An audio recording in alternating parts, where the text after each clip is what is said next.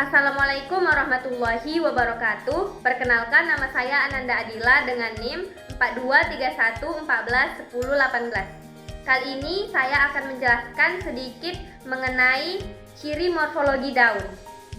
Pada ciri morfologi daun terdapat istilah filotaksis. Apakah filotaksis itu? Filotaksis adalah tata letak daun ataupun aturan tata letak daun pada batang.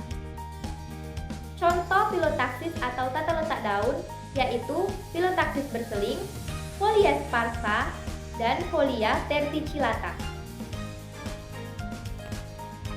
Selanjutnya ada rumus daun. Rumus daun adalah cara matematis untuk menyatakan pola filotaksis. Rumus daun biasanya ditulis dengan pecahan A per B, di mana A adalah jumlah daun yang harus dilewati untuk mencapai daun tegak lurus dengan daun pertama. Sedangkan B adalah jumlah spiral yang harus dilakukan pada batang untuk mencapai daun yang tegak lurus dengan daun pertama. Baiklah, selanjutnya ada nodus dan internodus. Nodus adalah bagian pada batang yang menjadi tempat tumbuhnya daun atau disebut juga dengan buku. Sedangkan internodus adalah bagian pada batang yang terletak di antara dua nodus atau yang terletak di antara dua buku. Baiklah, selanjutnya saya akan menjelaskan mengenai ciri morfologi tumbuhan pada beberapa tumbuhan. Yang pertama ada daun waru atau Hibiscus ciliaceus. Daun waru memiliki tipe duduk dan daun berseling. Daun waru tersebar secara berseling pada batangnya. Daun tersusun satu persatu di sepanjang batang secara bergantian kiri dan kanan. Tanaman waru tidak memiliki rumus daun karena daunnya tersebar secara berseling. Yang kedua ada daun kembang sepatu atau Hibiscus rosa sinensis. Daun kembang sepatu memiliki tipe duduk, daun berkarang. Daun tersusun melingkar pada buku-buku batang dengan jumlah daun yang dilewati atau filotaksis 2/5.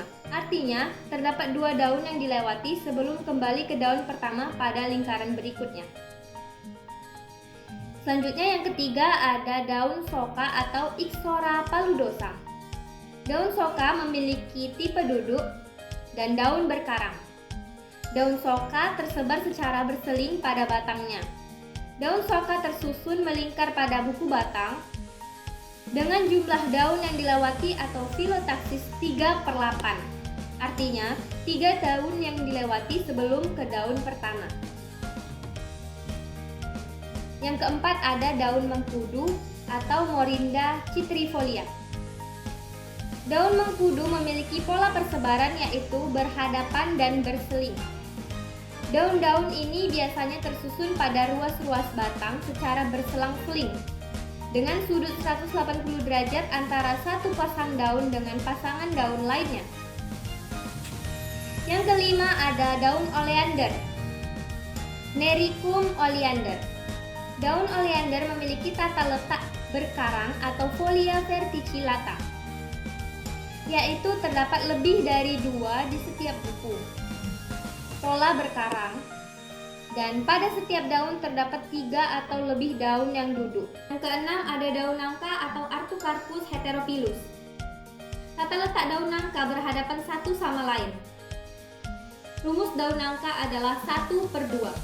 Rumus ini menunjukkan bahwa untuk mencapai daun yang tegak lurus dengan daun pertama, kita harus melewati 1 buku batang dan 2 daun.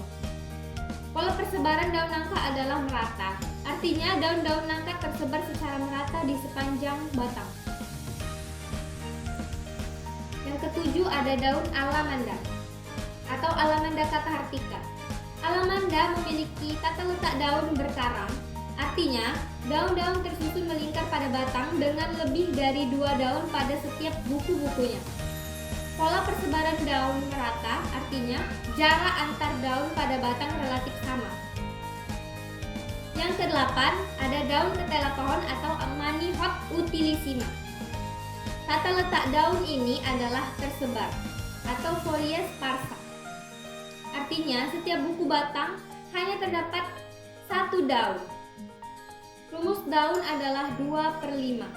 Pola persebaran daunnya adalah folia spiral, yaitu daun-daun pada batang singkong tersusun melingkar pada batang dengan pola spiral ke kanan atau ke kiri. Yang terakhir ada daun mangga atau Mangifera indica. Daun mangga memiliki tata letak daun tersebar atau folia sparsa. Artinya, pada setiap buku batang hanya terdapat satu daun. Rumus daunnya 3/8, yang artinya untuk mencapai daun yang tegak lurus dengan daun pertama harus mengikuti garis spiral pada batang sebanyak 3 putaran dan melewati 8 daun di sepanjang garis tersebut.